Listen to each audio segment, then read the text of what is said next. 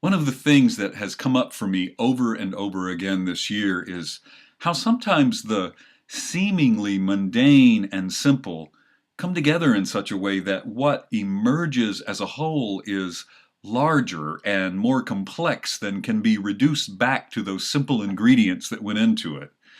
It's a process that seems almost dangerously creative, as well as awesome and wondrous.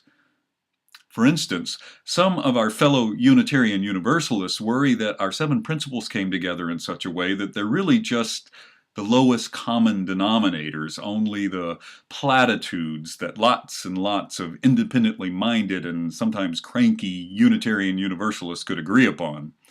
This has come up several times in my home church. It's been controversial. I know none of you can imagine controversy among us Unitarian Universalists. My first UU minister went so far as to call them the seven banalities. My current minister, Meg Barnhouse, there's Meg, hey Meg, challenges us to think about them not in the abstract, but to make them real by adding to the end of them something like beginning at work or in my church. I affirm and promote the inherent worth and dignity of every person beginning at work, or I affirm and promote justice, equity, and compassion beginning in my church.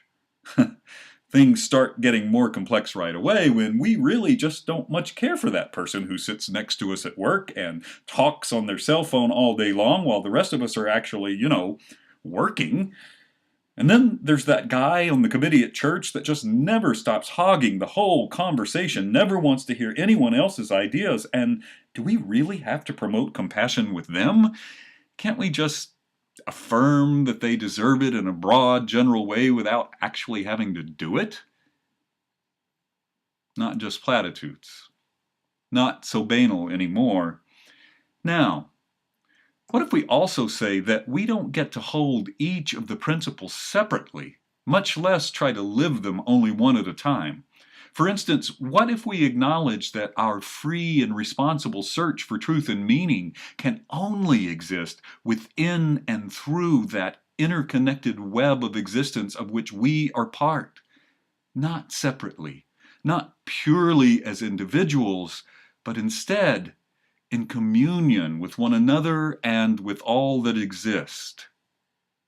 Now, for me at least, something much more meaningful and that demands certain ways of living in and organizing our world starts to emerge, a sublime imperative about taking care of each other that arises from within those seemingly simple principles and looks a lot like a real world expression of the personal theology I've been struggling to articulate.